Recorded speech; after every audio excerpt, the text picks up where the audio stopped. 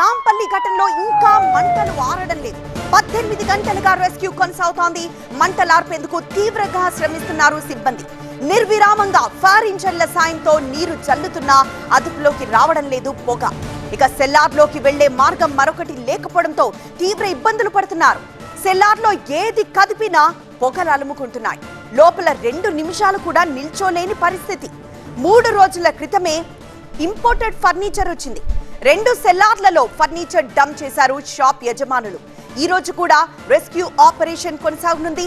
18 గంటలుగా పొగలోనే ఉన్నారు 5గురు. సెల్లార్లో చిక్కుకున్న బేబీది కర్ణాటక స్వస్థలంగా తెలుస్తోంది.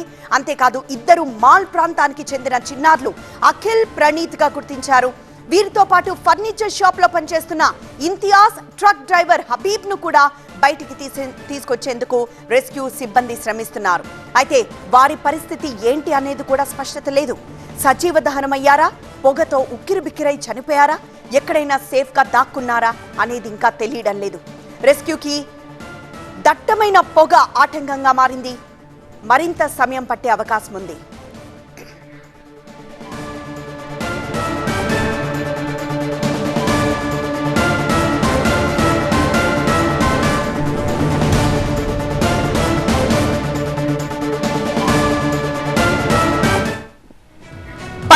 గంటలుగా ఈ రెస్క్యూ కొనసాగుతూనే ఉంది. ఇంకా మంటలార్పేందుకు తీవ్రంగా శ్రమిస్తోంది సిబ్బంది.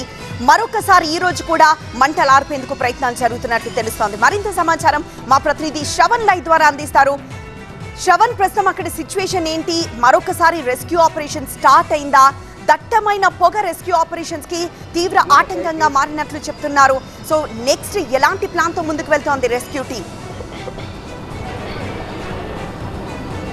మరోసారి రెస్క్యూ ఆపరేషన్ స్టార్ట్ అవ్వటం కాదు, నిన్న మధ్యాహ్నం 12:30 గంటలకి ప్రమాదం జరిగినప్పటి నుంచి నిర్విరామంగా కంటిన్యూస్గా రెస్క్యూ ఆపరేషన్ కొనసాగుతూనే ఉంది. అయినా కూడా సెల్లార్ 1, సెల్లార్ 2లో మంటలు తీవ్రంగా వ్యాపిస్తూ ఉన్నాయి. ఇప్పుడు మనం గమనిస్తే చాలా క్లియర్గా ఇక్కడ నుంచి మనం విజువల్ని ఎస్టాబ్లిష్ చేయగలుగుతున్నాము. చూడండి, పూర్తిగా కూడా మంటలు ఎంత దట్టంగా కనిపిస్తున్నాయో చూస్తే అర్థమవుతుంది.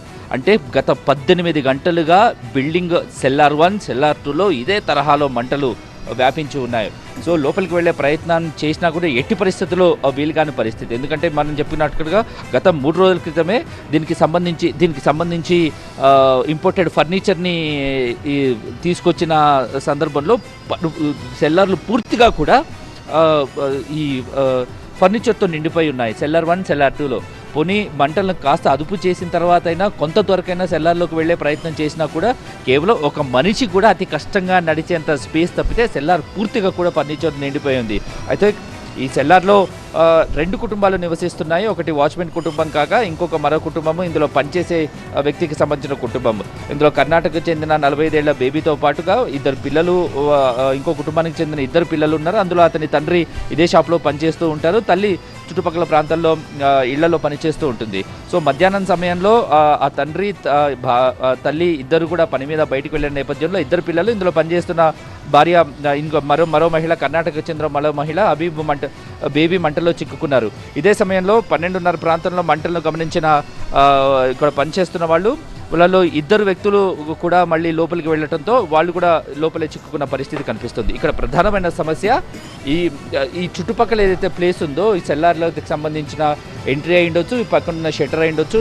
వీటన్నిటిలో కూడా ఏంటంటే వీళ్ళు షట్టర్లను ఓపెన్ చేసి మంటలను అదుపు చేసే ప్రయత్నంలో షట్టర్లను ఓపెన్ చేసి అవసరం ఉన్న చోట గోడలను పగలగొట్టిన నేపథ్యంలో మంటలు బిల్డింగ్ పైకి రాకుండా అదుపు చేయగలిగారు. కానీ ఆ ఫర్నిచర్ పూర్తిగా అంటుకుపోయి ఉన్న నేపథ్యంలో వాటిని మాత్రం ఎన్ని నీళ్లు చల్లినా కూడా నిన్నటి నుంచి అదుపులోకి రావట్లేదు. దీంతో ఈ ఓపెన్ ఏరియా ఉండటంతో, ఈ గాలి లోపలికి వెళ్ళటంతో, ఆక్సిజన్తో మంటలు ఇంకా ఎక్కువగా వ్యాపిస్తూ ఉండటంతో ప్రస్తుతానికి ఆక్సిజన్ లోపలికి వెళ్లకుండా అధికారులు అయితే కొన్ని బ్లాక్స్ చేశారు.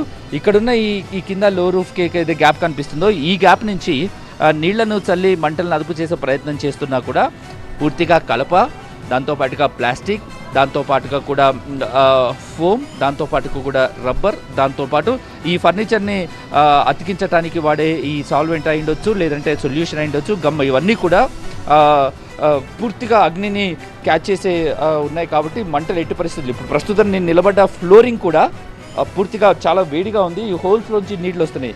మరో విషయం ఏంటంటే 18 గంటల్లో మంటలో చిక్కుకోవడంతో మరికొద్దిసేపట్లో ఇక్కడికి ఎక్స్పర్ట్ జేఎన్టీయూకి సంబంధించి ఇంజనీరింగ్ ఎక్స్పర్ట్ బృందం రాబోతుంది. వీళ్ళు వచ్చిన తర్వాత బిల్డింగ్ స్టెబిలిటీని ముందు చెక్ చేస్తారు. ఎందుకంటే 18 గంటలుగా కంటిన్యూస్గా బిల్డింగ్ తగలబడుతూ ఉంది సెల్లార్లు. దీంతో బిల్డింగ్ యొక్క సెల్లార్లో కాంక్రీట్ వాటి మీద అనుమానం వ్యక్తం చేస్తున్నారు.